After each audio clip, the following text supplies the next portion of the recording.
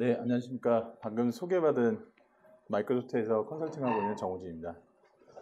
제가 오전에 이 빅데이터하고도 좀 일부 연관이 있는 그 IT 모임에서의 주제 발표를 하고 나서 점심 먹고 이제 바로 일로 왔는데요. 지금 잠깐 그 퀴즈 푸는 걸 봤는데 문제가 너무 어렵더라고요. 그래서 제가 보고 야, 이건 찍기 아니면 도저히 안 될 수 있는, 저도 이제 글로벌 기업에서 많이 다니다 보니까 글로벌 기업들 많이 나왔는데 정말 글로벌 기업의 HR은 저도 놀랄 정도로, 저희가 마이크로소프트도 지금 또 바뀌었거든요. 그 기업 성과 평가하는 것부터 인재 평가하는 부분이요. 최근에 저희도 커넥트라는 프로그램으로 해서 페이스북이라든지 소셜 업체들이 워낙 그 기업의 컨트리뷰션적인 측면을 많이 평가를 잘하다 보니까 그런 또 다각도 평가에 대한 부분을 또 많이 바뀌었어요. 그래서 올해부터 저희도 이제 많이 바뀌었는데, 오늘 이제 제가 얘기 드릴 내용은 최근에 이제 화두가 되고 있는 빅데이터인데, 그 대한민국에서 빅데이터가 한 2012년부터 바람이 불었고요. 지금까지 진행이 됐는데, 제가 이제 많은 기업들을 컨설팅도 가고 POC라 그래서 이제 시범적으로도 해보고 했는데 아직도 제대로 된 게 없을 정도로 문제가 많습니다. 근데 정말로 가야 될 길은 맞는데 우리가 정말 제대로 그 방향이 맞는지에 대한 본질이라든지 근원적으로 가야 될 그런 목적이라든지 그걸 잘 모르고 있었던 것도 많아요. 그래서 오늘 제가 최대한 여러분들한테 제 세션 한 50분 동안이 절대 후회가 되지 않도록 빅데이터에 대한 인사이트, 제가 갖고 있는 경험, 그 실패에 대한 거 아니면 새롭게 해야 될 것들, 아이디어들, 이런 것들을 좀 전달을 좀 드리도록 하겠습니다. 자, 세션에 들어가기 전에 제가 최근에 이제 세션하면서 시작하는 얘기가 있어요. 이게 1993년도에 저희의 디바이스를 썼던 디바이스들입니다. PDA라고 큰 것도 있고요. 비디오 카메라 큰 거 있죠. 그리고 가운데 노트북. 이 노트북은 당시 IBM 싱크패드 같은 경우는 500만 원이 넘었고요. 그 옆에 보시면 이제 모토로라의 휴대폰. 최근에 모바일 이동통신이 대한민국이 이제 30주년이 됐거든요. 당시만 하더라도 이게 벽돌폰이었죠. 그리고 폴라로이드 사진기, 워크맨. 자, 지금 이것은 하나로 돼 있습니다. 여러분들은 93년도부터 지금까지 와 있지만 그런 큰 변화에 대해서 우리가 보고 느끼고 큰 것들을 하고 있지만 정작 이게 왜 이렇게 됐는지, 이게 무엇을 의미하는 건지는 고민하지 않았을 겁니다. 또 하나의 사례를 보면요. 이게 이제 바티칸에서 행사했을 때 2005년도의 사진이고요. 이게 2013년도의 사진이에요. 앞에 디바이스가 바뀌었잖아요. 지금 우리가 뭐가 바뀌고 있죠? 행동이 바뀌고 있어요. 지금 뭘 하고 있는 거죠? 기록을 하는 거죠. 예전에는 우리가 보고 우리 머릿속에 추억으로 간직했던 거를 이제는 다 디지털라이징 하는 거예요. 빅데이터의 시작은 원래 여기 있었어요.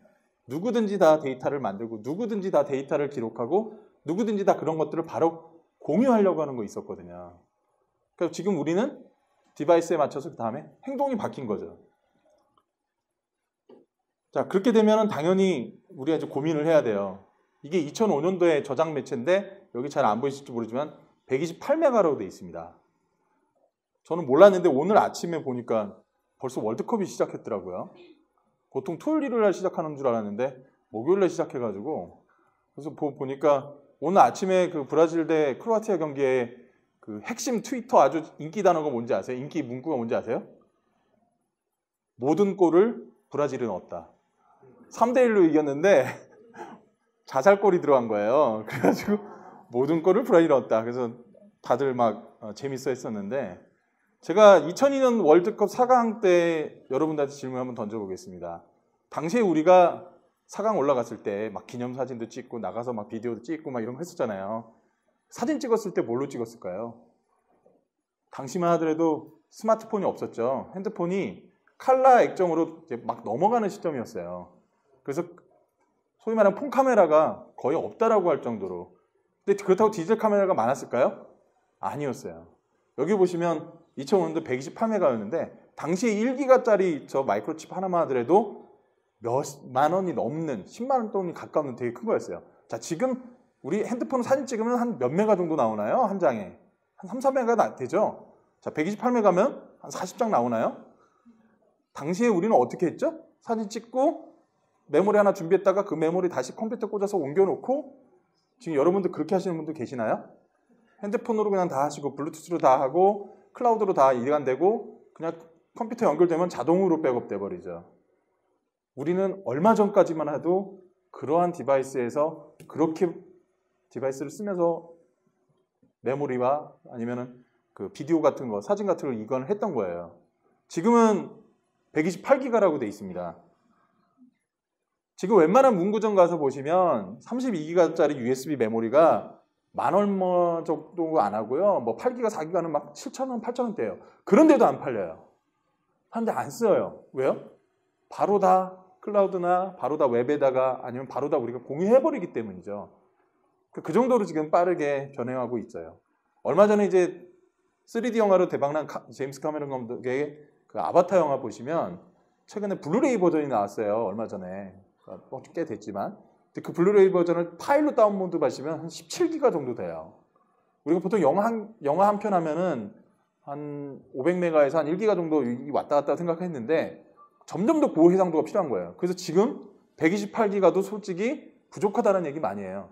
지금 최근에 기업 그 직원들한테 제공하는 PC가 SSD라 그래서 그 플래시 메모리 기반의 빠른 하드디스크가 장착된 노트북들이잖아요. 그 보통 128기에서 256기가인데 불만들 많으실 거예요. 왜요? 데이터가 점점 늘어나니까요. 그래서 데이터에 대한 부분은 우리가 이미 많은 부분을 경험을 하고 있고요. 자, 그래서 제가 이런 부분을 정리하면서 얘기 드리는 거는 결국 우리가 사람들의 행동이 그리고 사람들의 생각과 의식이 변화 속에서 어떻게 움직이느냐가 관건인데 우리가 얼마 전까지만 해도 지하철 앞에서 버스에서 무가지 신문 아니면 무가지 매거진들 맨날 보고 있었단 말이죠. 근데 지금 대부분의 사람들은 다 스마트폰을 보고 있고 스마트 디바이스, 태블릿, 아이패드 이런 것들을 보고 있어요. 이미 정보를 소비하는 방식이 바뀌었어요. 예전에는 우리가 찾아서 보고 우리가 뭔가를 얻기 위해서 그것을 이제 봤지만 지금은 심지어 네이버 뉴스도 뉴스 스탠드 가서 안 보신단 말이에요. SNS에서, 카카오톡에서 누군가가 공유해준, 누군가가 하이라이트된 제일 많이 본 그 뉴스를 먼저 보신다고요. 그러니까 지금 뭔가의 큰 흐름의 변화는 분명히 왔습니다. 그래서 그런 부분들을 우리가 하나씩 짚어갈 건데 마지막으로 하나 더 보여드리면 이게 얼마 전에 SNS에서 유행했던 건데요.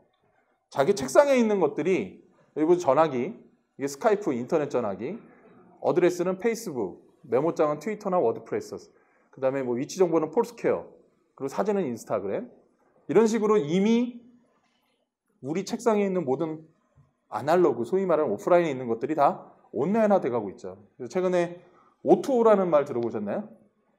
옛날에는 오프라인에 있는 걸 다 온라인으로 가는 거였어요. 근데 최근에는 온라인에 잘 된 것들이 오프라인으로 가고 있어요. 그래서 역으로 지금 또 진행이 되고 있는데 지금 이런 변화는 뭐 마지막으로 정리드리면 엄청나게 우리가 알게 모르게 느끼고 왔던 겁니다. 자, 그러면 이거를 제가 한번 얘기를 드릴게요. 정말 여러분들이 HR을 하면서 아니면 여러분들이 직장생활을 하면서 아니면 여러분들이 지금까지 지내오면서 개선되는 게 무엇이었는지 정말로 사라지는 것, 우리가 불편했던 것들이 무엇이 사라졌는지 그리고 대체되는 것이 무엇인지 이런 것들을 진지하게 이제 고민해야 될 때라는 거예요. 왜요? 변화의 혁신을 따라갈 수는 있어요. 근데 그것을 넘어서서 먼저 리딩하는 것이 지금부터는 살아가는 방법이기 때문입니다. 그래서 이런 부분들을 이제 빅데이터에 대해서 한번 보려고 합니다. 그래서 오늘 제가 얘기 드릴 내용은 딱 3개로 요약이 될 것 같아요. 왜? 이거 무엇이지? 이거 어떻게 해야 돼? 이걸 얘기 드리려고 합니다. 그래서 제가 한 2년 전에 이제 책을 집필해서 발간돼가지고 책이 나왔는데 빅데이터 관련된 책 되게 많습니다. 그래서 저는 책도 많이 보기를 얘기를 드리고요. 그리고 인터넷상에 워낙 좋은 책들이 많기 때문에 좋은 글들이 많기 때문에 그런 것도 이제 바람직하다고 보여지는데요. 저는 이제 뭐 빅데이터나 클라우드 이런 최신 트렌드를 사람들에게 전달하고 혁신과 변화를 할 수 있도록 설득하는 작업을 해요. 그래서 저는 항상 제일 어려운 직업이라고 생각합니다. 왜냐? 사람이 변하면 어떻게 되죠? 죽는다 그러죠. 정말 어렵습니다. 왜요? 이전에 하던 방식이 있으니까요. 그래서 빅데이터도 저는 변화의 흐름이라고 보지만 큰 패러다임의 또 하나의 큰 축이라고 보기 때문에 그 부분을 좀 봤으면 좋겠습니다. 자, 그럼 이제 시작을 하는데요. 빅데이터가 처음 단어가 나왔을 때 등장했던 곳이 영국 런던에서 이제 발행되는 더 이코노미스트 잡지였어요. 2010년 2월이었습니다. 그래서 보시는 그림처럼 데이터가 막 쏟아지고 거기서 이제 우산으로 되고 있고 데이터 딜러지라는 얘기가 나오는데 실제로 빅데이터의 가장 큰 핵심은 쏟아지는 데이터가 많았다는 얘기도 있지만 데이터가 그만큼 우리한테는 되게 중요하다는 얘기를 막 여기서 해요. 근데 2010년도에 뭐 여기 보시면 이슈가 보면 뭐 오바마 얘기 나오고 뭐 서쪽에서 이스트 쪽으로 이제 이코노믹이 이동한다는 얘기 나오고 막 이런 막 가도기 상황이었어요. 근데 실질적으로 저희 쪽에서 빅데이터를 바라보는 가장 큰 시각은 대단한 환상이었어요. 지금도 그 당시를 생각을 해보면 아마존이 엄청난 데이터, 구매 데이터로 뭔가를 하고 있대. 구글이 엄청난 그 검색 데이터, 전 세계 데이터를 다 장악하고 있대. 그것만 하면 우리가 뭐가 돼? 엄청난 환상을 줬어요. 그래서 저희는 다 뭘 했죠? 따라하려고 그랬어요. 아, 그래? 그 우리도 페이스북처럼 하면 돼? 아, 우리도 트위터처럼 하면 돼? 당시만 하더라도 페이스북, 트위터 같은 서비스와 기업이 없었죠. 근데 최근에 있습니다. 카카오톡, 네이버 라인, 네이버 밴드. 이런 기업이 해당되겠죠. 근데 우리는 무턱대고 걔네들이 빅데이터 하니까 우리도 해야 돼. 그런 엄청난 환상주의를 갖고 있었던 거예요. 그리고 당시의 세상은 모든 것이 다 이제 디지털로 바뀌고 있었어요. 우리가 아까 말했던 디바이스뿐만 아니라 서비스, 모든 뭐 얘기만 했다 그러면 0과 1로 가는 디지털로 돼야 되기 때문에 다 기록해야 돼요. 대표적인 게 뭐냐면 최근 들어서 기업들이 수첩을 안 만들려고 그래요. 왜요? 디바이스에 스케줄, 메모장, 모든 기능들 다 돼 있죠. 거기서 다 해요. 그 탁상 달력도 안 나눠줘요. 왜요? 이미 다 갖고 있는데 그걸 왜 하느냐. 근데 그거의 차이점을 여러분들은 아세요? 우리가 보통 뭔가 지금 오늘도 메모하셨어요. 수첩에다 메모했어요. 예전에 내가 누굴 만났지? 내가 뭘 기록을 했지? 그럼 다 어떻게 하세요? 메모장을 다 넘겨보시죠. 지금은 어떻게 하나요? 스마트 디바이스에서 메모장을 빼서 위에 있는 검색만 딱 누르면 바로 찾아주죠. 뭘 의미하죠? 더 이상 정리할 필요가 없다는 얘기죠. 그냥 기록만 하라는 얘기잖아요. 그러니까 그 정도로 디지털라이징이 엄청나게 빠르게 진행되면서 빅데이터도 마찬가지로 그래서 데이터가 쌓이니까 데이터를 우리가 이제 봐야 되는구나. 그런 생각이 나온 거예요. 근데 그 당시만 해도 이게 엄청난 큰 변화인지를 아무도 몰랐어요. 와, 이거 진짜 엄청난 파급력이 있겠다 뭐 이런 게 아니라 다들 막 IT 얘기인 줄 알았어요. 그리고 트렌드 얘기인 줄 알았어요. 이거 마케팅 얘기야. 이거 저 IT 벤더들 물건 팔으려고 빅데이터 솔루션 팔으려고 하는 얘기야. 근데 그게 아니었던 거였거든요. 그래서 그 변화에 대해서 이제는 달라졌어요. 제가 1, 2년 지나면서 느낀 게 뭔지 아십니까? 지금 여기는 HR이시잖아요. 회계, 마케팅, 영업 모든 직무 직군이 다 얘기를 해요. 빅데이터 해야 된다고. 이제 빅데이터 기반으로 전략 짜야 되고요. 빅데이터 기반으로 플래닝해서 빅데이터 기반으로 실행을 해서 고객을 만족도를 높이고 물건을 더 팔고 뭐 이런 얘기를 한다고요. 그게 이제 가장 큰 지금 현재 변화라고 보시면 됩니다. 그래서 사람들이 이제 빅데이터를 준비를 하는데 이게 해도 끝이 없는 거예요. 특히 IT 쪽 사람들은 막 기술 연구한다고 그러죠. 비즈니스 쪽은 어떤 모델을 만들어야 되지? 야, 뭐부터 해야 돼? 야, 그게 말이 돼? 이거 있어? 이런 데이터가 있나 우리한테? 한도 끝도 없습니다. 그러니까 어떻게 돼요? 진행이 안 되죠. 그래서 한때는 제가 두세 가지 이슈를 얘기를 드리면 얼마 전에 우리 카드사들 개인정보 유출됐잖아요. 카드사들이 빅데이터를 한다고 난리 났었어요. 근데 개인정보 유출 딱 되고 나니까 야, 빅데이터를 어떻게 해? 개인정보를 건드려야 되는데 또 쑥 들어가 버렸어요. 모 S카드는 제주도에 딱 가잖아요. 그 S카드 사용하는 사람들은 문자가 날라와요. 제주도에 가셨으니까 저희가 특별히 할인 프로모션 어디로 가십시오. 그게 빅데이터로 생각한 거거든요. 그러니까 카드 사용을 늘리고 카드에 대한 마케팅을 하고 그래서 이런 걸 막 했었다고요. 근데 대한민국 역시나 개인정보 유출되고 얘가 나를 어떻게 알았지? 이래버리니까 이제 그런 사례들은 뒤에서 제가 또 얘기를 드리겠지만 결국 우리는 빅데이터에 공부만 하고 실행도 못하고 얘기만 하고 결국 아무것도 진행이 못하는. 근데 여기 있는 그림처럼 빅데이터는 정말 너무나 많은 분야고요. 너무나 다양하고요. 너무나 그 분야가 우리가 알지 못하는 게 많기 때문에 섣불리 해서는 안 돼야 되고, 그리고 우리는 목적과 우리가 하고자 하는 걸 분명히 해야 된다는 얘기예요. 그러면 그래서 그런 부분 때문에 이제 빅데이터가 이슈가 됐습니다. 그래서 제가 오늘 얘기 드릴 게 정말 그런 본질과 핵심이 무엇이냐는 거예요. 우리 빅데이터가 정말 그럼 뭘 해야 되느냐, 그 부분을 얘기를 드리려고 합니다. 그래서 아까 퀴즈에도 나왔던 머니볼인데요. 영화를 보신 분도 있고 안 보신 분도 있지만 머니볼에는 우리가 지금 빅데이터가 무엇이고 뭘 해야 되고 누가 해야 되고 그걸 어떻게 해야 되는지가 딱 2분 30초인가 3분 이내인데요. 그 장면 안에 다 나옵니다. 그걸 잠깐 보시도록 하겠습니다. 지금 보신 부분은 이제 여기 여성분들도 많으니까 제가 이제 비율을 좀 바꿀게요. 여기 HR 계신 분들이니까 여기 HR 계신 분들이 야구단의 HR 담당자세요. 뭘 하셔야 되죠? 선수를 데리고 와야 되죠. 그럼 선수를 데리고 오는 그 가장 큰 목적은 뭐죠? 야구에서 우승입니다. 경기를 이기는 거죠. 그럼 경기를 이기는데 우리 일반적인 사람들의 생각은 뭐죠? 잘하는 사람을 데리고 오면 돼요. 류현진 같이 공을 잘 던지고 투수, 그 다음에 이승엽처럼 홈런을 잘 치는 사람을 뽑아오면 돼요. 문제는 뭐죠? 너무 비싸요. 그리고 또 하나의 문제가 있어요. 이제부터 오늘 제가 제일 많이 얘기할 내용이죠. 그런 사람들을 갖다 놔도 우승이 안 되는 거예요. 불확실한 거죠. 지금 얘네들 여기 이 영화에서는 무슨 얘기가 나오죠? 첫 번째, 우승하고 이기는 거에는 우리가 소위 얘기하는 잘하고 잘 치는 사람이 아니라 몇 개의 룰을 진루한다. 쉽게 말하면 내가 데드볼을 맞던 포볼을 하던 무조건 1루, 2루, 3루로 가야 된다. 야구의 기본이다. 그걸 잘해야 된다. 그 다음 그런 것들을 위한 승수와 그런 것들을 위한 사람들이 어떤 사람이 와야 된다. 우리 홈런 타자 비싼 사람 필요 없어. 오히려 방금 나온 투수 한 명 폼이 웃긴데요. 남들은 3, 40만 달러 줘야 되는데 우리는 23만 달러에 데리고 올 수 있대요. 근데 그 사람이 필요한 거예요. 왜요? 그 사람의 특성이 있기 때문에. 그러니까 결국은 야구의 법칙을 다시 만든 거예요. 데이터를 분석을 해서. 우리가 잘 알고 있는 잘하고 괜찮고 모든 걸 다 하면 우리 인사도 그렇지 않나요?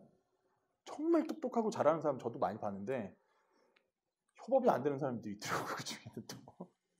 그러니까 조직력이 융화가 안 돼서 어쩔 수 없이 또 그만두고 나가시는 분도 있고 정말 그건 다양해요. 근데 그 사람의 스타일이 기업 문화하고 안 맞을 수도 있는 거잖아요. 이런 부분은 또 변수라고 보여집니다. 그래서 이 영화에서 말했던 4가지가 나오는데요. 그 첫 번째가 스탯이라는 부분이 나왔어요. 아까. 그게 뭐냐면 야구에서 나온 모든 것들의 기록과 이런 것들을 숫자로 데이터화를 한 거예요. 그 다음에 아까 그 친구가 방정식을 만들었어요. 그 무슨 방정식이에요? 아까 홈런 잘 치고 뭐 공 잘 던지고 이게 아니에요. 우리는 출루를 잘하는 사람을 추신수 선수가 왜 대박이 났을까요? 안타를 잘 쳐서요? 홈런을 몇 개 쳐서요? 아니면 20, 20에 가입해서요? 아니에요.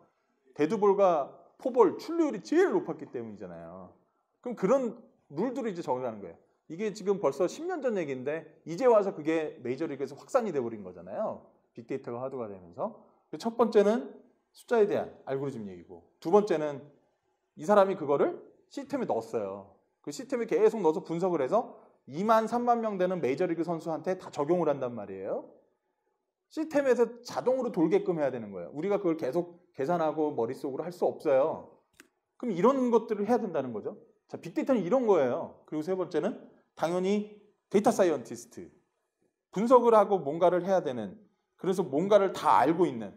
이 영화가 실화인데, 이 영화가 그 소위 말하는 아까 그 나왔던 브래드 핏은 그 영화 소속에서도 실제 보시면 아시겠지만 스탠포드를 갈 수 있는 수준도 되는 아주 전도 유명한 야구를 잘하는 학생이었는데 포기하고 메이저리그 왔다가 적응이 안 돼서 5년 만에 야구계를 떠나서 다시 야구 구단주가 된 사람이 있어요. 그러니까 야구에 대한 경험이 많지 않아요.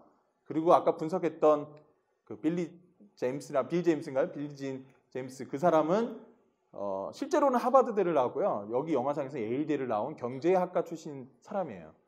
야구 업계에 전담했던 사람이 아니에요. 그래서 그 영화를 보시다 보면 아시겠지만 끊임없이 야구 선수 출신들의 스카우터들이나 감독하고 끊임없이 싸워요. 왜요? 데이터가 맞다고 하는데 야 이건 내 경험상 아니거든. 이 싸움하는 거예요. 자, 빅데이터 누가 해야 돼요? 처음엔 다 뭐라 그랬죠? 대부분의 사람들이 통계학자 뽑아야 된다 그랬어요. 아닙니다. 여기 계신 분들이 하셔야 돼요. 여기 계신 분들이 HR 담당하시고 여기 계신 분들이 그 회사를 제일 많이 하시고 여기 계신 분들이 그 회사에 있는 모든 HR을 갈고 있기 때문에 여기 계신 분들이 하셔야 되는 거예요. 그래서 그 얘기가 빅데이터 머니볼에서 되게 의미심장하게 전달을 해주는 거고 이제 다음으로는 해야죠. 우리 맨날 데이터 분석 HR에서도 하시잖아요. 통계 내시고 인사 아니면 취업 관련된 아니면 뭐 한 해 동안 있었던 인사 관련 거 다 통계 내시잖아요. 그거 다 지금은 어느 단계까지에서만 끝나요? 분석하고 리포트에서 끝나시잖아요. 뭘 해야 되죠? 액션을 하셔야 되죠. 이제는 실행을 하셔야 되는 겁니다.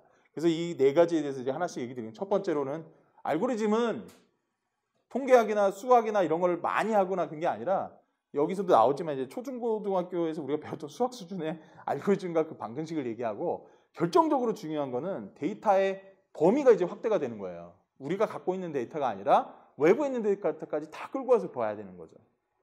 그러니까 지금 생각과 이제 그 시나리오가 바뀌어야 돼요. 제가 국내 최대 회사인 S전자에 작년인가 그 빅데이터 시범 때문에 한번 간 적이 있었는데 깜짝 놀랐습니다. 보통 우리가 우리 제품에 대한 데이터를 구할 때 우리 제품의 컨슈머 리포트, JD 파워, CNET 뭐 이래서 전문 그런 잡지 통해서 데이터를 얻잖아요. 그 회사는 경쟁사, 애플, 소니, 구글 다 데이터를 갖고 와요. 그러니까 그게 무슨 얘기예요? 우리 건 보면 안 돼요. 왜요? 우리 제품이 안 팔리는 이유가 아니라 다른 데 제품이 어떻고 다른 제품이 지금 어떤 상황이기 때문에 우리 제품이 재고가 있기 때문에 우리 제품의 재고를 가격을 낮춰야 된다는 얘기를 하는데 그러면 뭐 어떻게 돼요? 거기 있는 데이터를 갖고 와서 봐야죠. 그러니까 결국은 여기 계신 분들 첫 번째 데이터의 범위를 이제 확대를 하십시오. 우리 회사 내에 있는 것만 보지 마십시오. 밖에 있는 사회적 소셜 데이터부터 모든 데이터에 대한 범위를 이제 크게 확대하셔야 되는 거고요. 그 두 번째로는 그것들을 머신을 만들어서 돌려야 되는데 이제 지속적으로 관리하시기 위한 툴이 있어야 되는 거잖아요. 근데 저는 이 시점에서 그런 얘기를 드려요. 저 IT 몰라요. 저 아무것도 몰라요. 그래서 제가 모 공공기관에 무슨 바이오 쪽이었어요. 그래서 빅데이터 하신다 그래서 딱 가봤어요. 그래서 막 보고 한 며칠 동안 데이터를 다 받았어요. 결과 어땠는지 아세요? 엑셀로 끝났습니다. 지금 엑셀이 몇십만 로 이상의 데이터가 들어가고 엑셀이 정말 그래픽이나 피벗 차트 기능부터 해서 되는 게 너무 쉬워요. 옛날에는 우리가 뭔가 프로그래밍을 해야 되고 뭔가를 그랬었지만 이제는 엑셀에 소위 말하는 10컬럼 정렬한 다음에 우리가 자유자재로 하면 다 나올 수 있는 시스템이 다가오고 있어요. 제가 후반부에도 나오고 있지만 더 이상 빅데이터는 IT 전문가들의 전유물이 아니거든요. 결국 데이터를 갖고 있는 사람들이 빠르고 쉽게 분석하자는 거거든요. 그 부분을 이제는 준비를 하셔야 돼서 저 점차적으로 이런 부분이 소위 말해서 최근에는 이제 셀프 서비스라고 그러는데 스스로 데이터를 분석하고 스스로 현업들이 데이터를 해 나가는 단계로 가고 있는 거거든요. 그 다음에 아까 말했던 데이터 사이언티스트. 여기 계신 분들이 이제는 HR에 대해서는 내가 HR 데이터의 전문가가 돼야 된다라는 그 생각을 가지셔야 되는 거죠. 그러기 위해서는 액션을 해야 되는데 당연히 아까 말씀대로 데이터를 그 상황과 문제와 생각에 따라서 갖고 와서 분리를 하고 이해를 하고 불필요한 건 다 제거를 하고 새로운 데이터를 얻어서 반드시 반영을 해야 됩니다.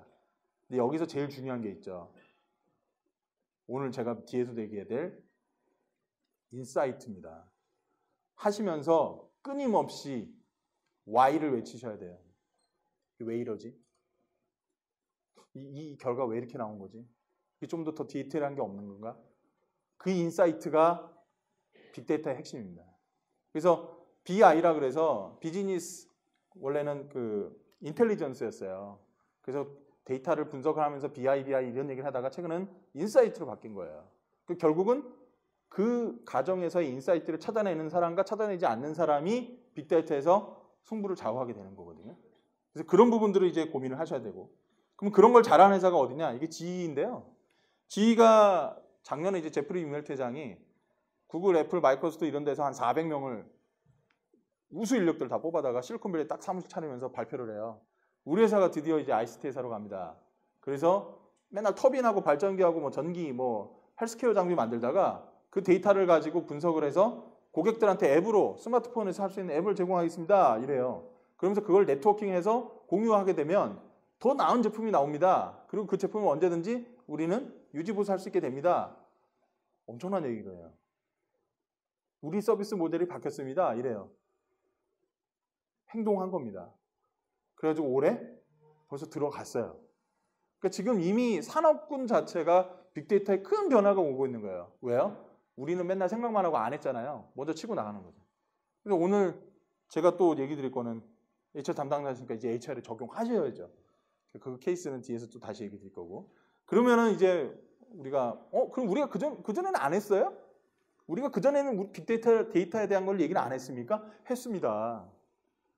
했어요. 저는 아마 올해 하두가 세월호 이전과 이후로 나눌지도 모르는데 데이터에 대한 부분 특히 그래요.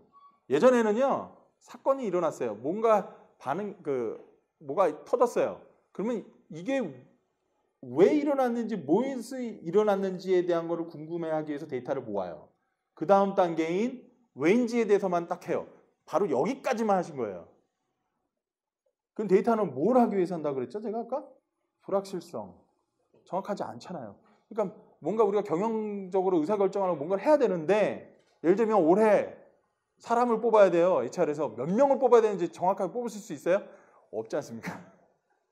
뭐가 뒷받침이 돼야 돼요? 데이터 분석이 근거가 뒷받침이 돼야 되죠. 그럼 그 다음 단계가 결국 예측이라는 거예요. 앞으로 어떤 일이 일어날까? 그러면 우리 회사가 어떻게 될까? 저는 최근에 엊그저께 이제 재미난 걸 봤는데 지금 공무원 연금이 이제 바뀌는 찰나가 딱 되니까 퇴직하시기 2, 3년 차 이제 남으신 분들이 엄청나게 쓰나미처럼 나가게 생겼잖아요. 그죠? 그러니까 그런 예측이나 예상들을 이제 발생돼요. 우리 기업 입장에서는 다른 얘기죠. 우리는 뭐 퇴직금도 있고 다른 또 논리가 있으니까.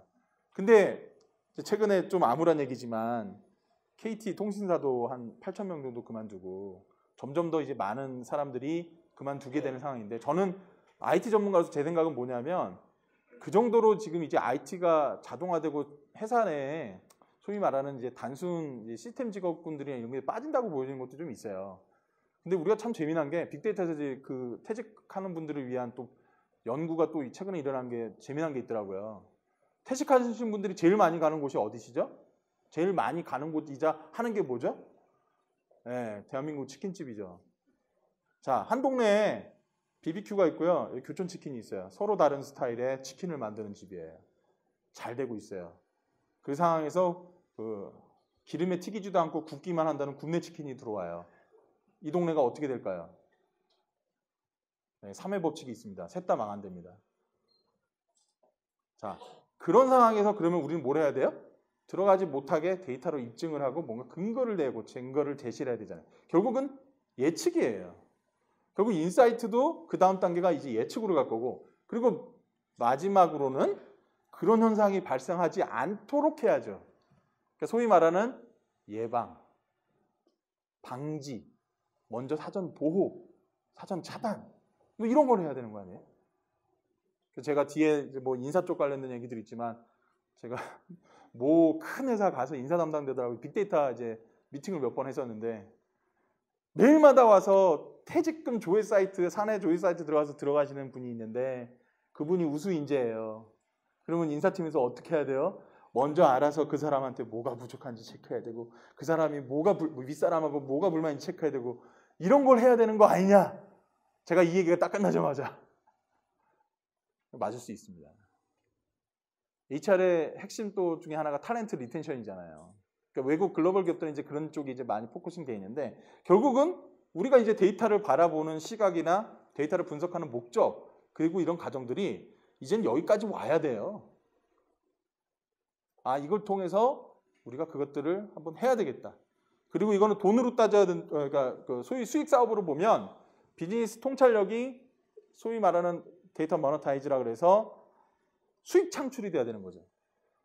그러니까 HR로 치면 그런 빅데이터가 정말 유능한 인재와 아니면 사람들에 대한 관리와 그런 걸 잘 돼서 우리 기업에 어떤 수익을 안겨줬는가까지도 가야 되는 거죠. 그것이 이제 실제로 데이터의 빅데이터의 성숙도라고 얘기하는 거기까지 가게 됩니다. 그래서 여기 계신 분들은 이제는 빅데이터에서 그냥 끝나고 그냥 분석해서 리포트 제출하는 게 아니구나. 우리가 지속적으로 이런 걸 기반으로 HR이 해야 될 다음 경영 행동들, 경영 지침들, 경영회의에서의 의사결정들 이런 것들을 해야 되고 심지어 그것을 수익화해서 아니면 그것들을 어떻게 우리 기업 내에서 밸류가 있는지 가치가 있는지까지도 가야 되는 겁니다. 이제 그게 핵심이고요. 제가 오늘 기술은 오늘 HR 담당이니까 짧게만 얘기할게요. 데이터가 되게 빨라지고 있어요. 여기 패스트 데이터인데요. 그래서 기존의 데이터 체계 갖고는 안 돼요.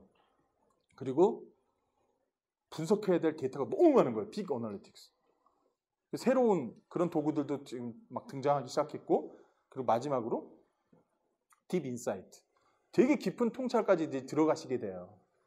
제가 방금 얘기 드렸던 것 이상으로 점점 더 많은 생각을 하셔야 된다고요. 그러면 뭘 해야 돼요? 정말 비주얼라이제이션을 많이 해보셔야 돼요. 막 시뮬레이션도 해보셔야 되고요. 그런 단계에 오시는 거죠. 결국은 빅데이터는 여기 계신 분들한테 큰 숙제가 이제 떨어지게 되는 거예요. 야, 이런 경우에 어떻게 될까? 저런 경우에 어떻게 될까? 생각하고 연구하고 준비해야 되는 거죠. 그래서 기존에는 이건 이제 IT 용어니까 제가 그냥 설명을 할게요.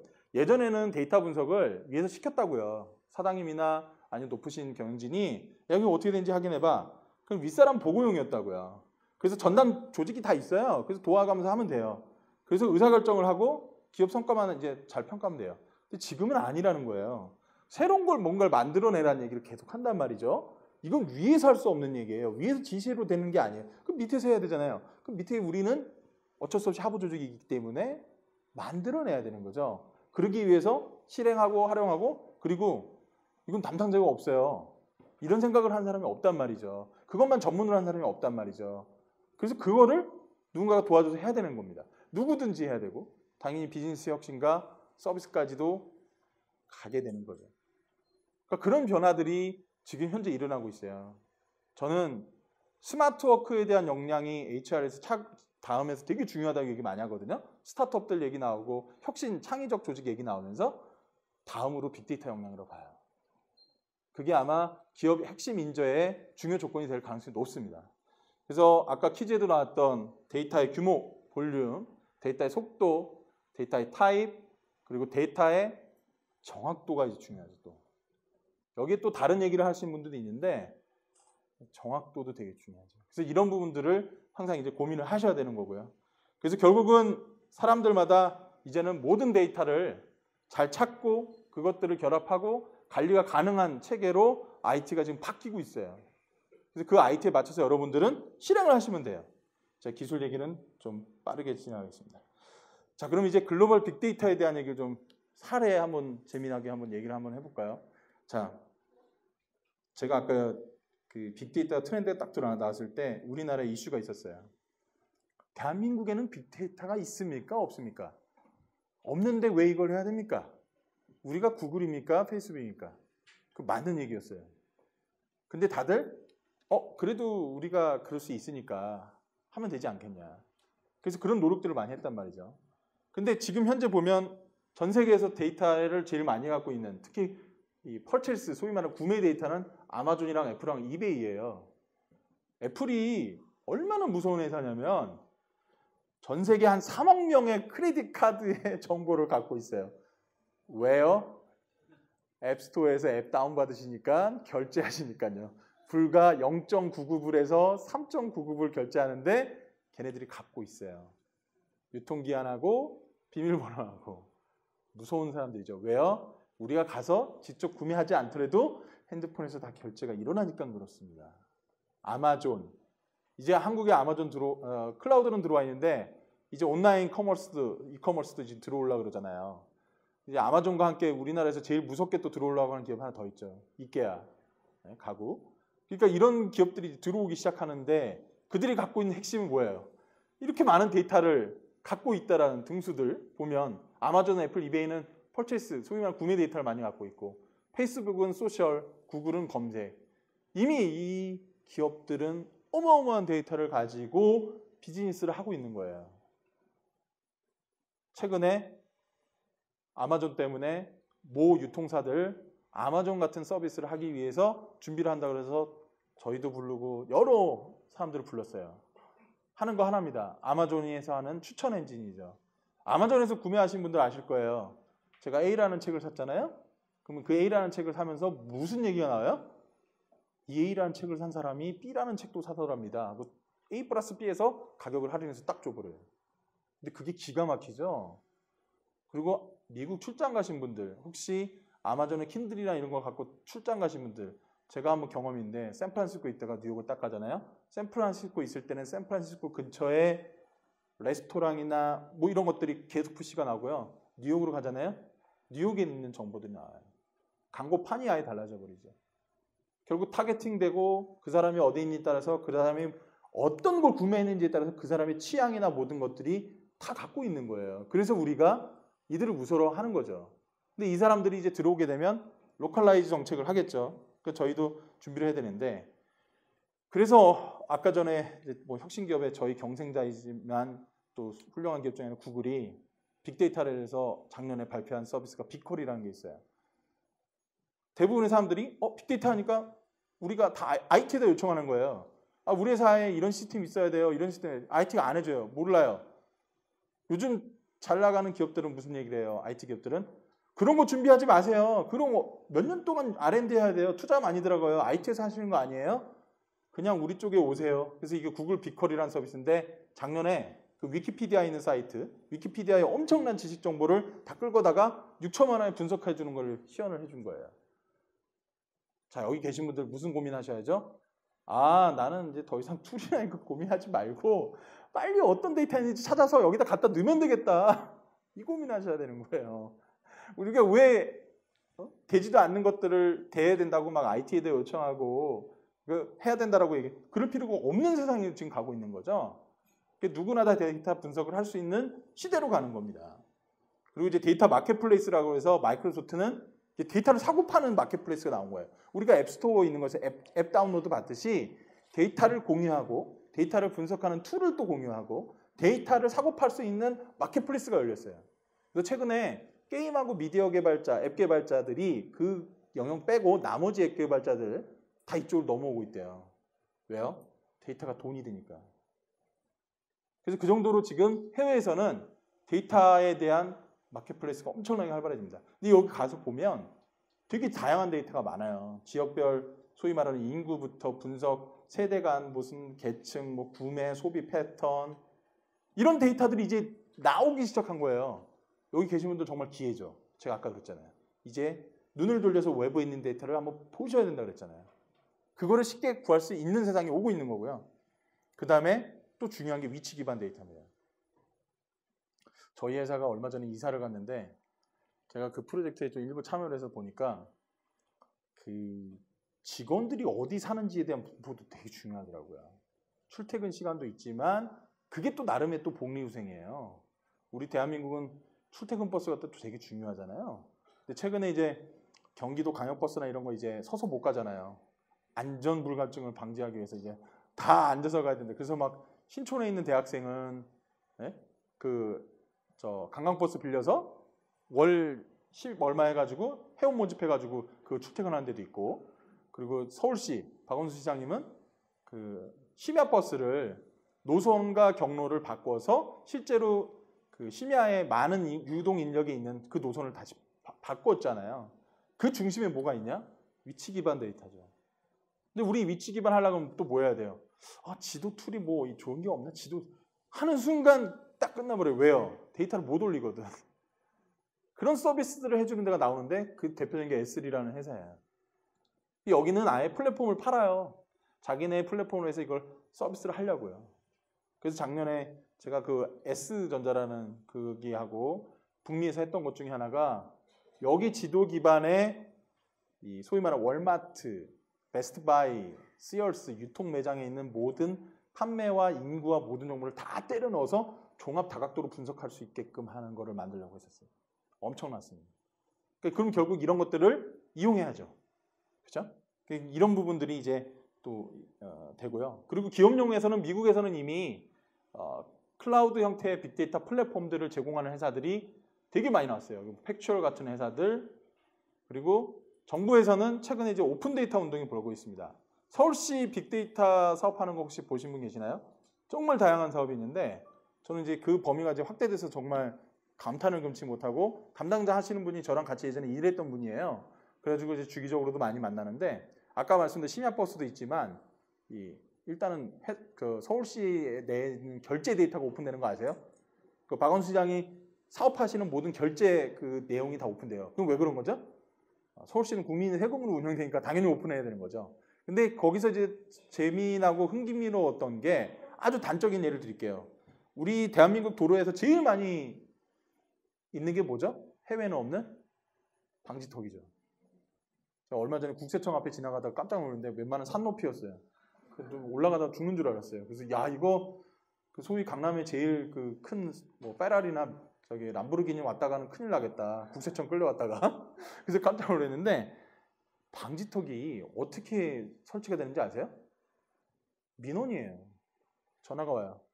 아 여기 지금 애 다쳤어요. 여기 방지턱 해주세요. 막 난리를 쳐요. 그럼 가서 해줘요. 봤더니 거기는 사람이 별로 안 다니는 데고 어쩌다가 우연히 지나간 아이가 다친 거였어요. 다른 데 해야 되는데 그래서 서울시에서 고민한 거예요. 그 IT 담당을 고민해야 돼요? 교통 담당자가 고민하고 민원 담당자가 고민해야 돼요. 뭘 고민했을까요? 자기가 일단 갖고 있는 교통정보 데이터를 다 갖고 와서 보니까 택시 데이터 중에 급브레이크, 급정지하는 데이터가 있더래요.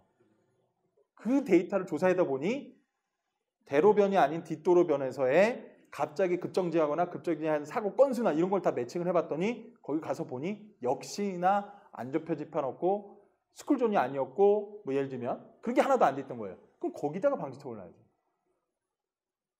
그러니까 생각이 바뀌는 거예요. 왜요? 예산을 아껴야 되잖아요.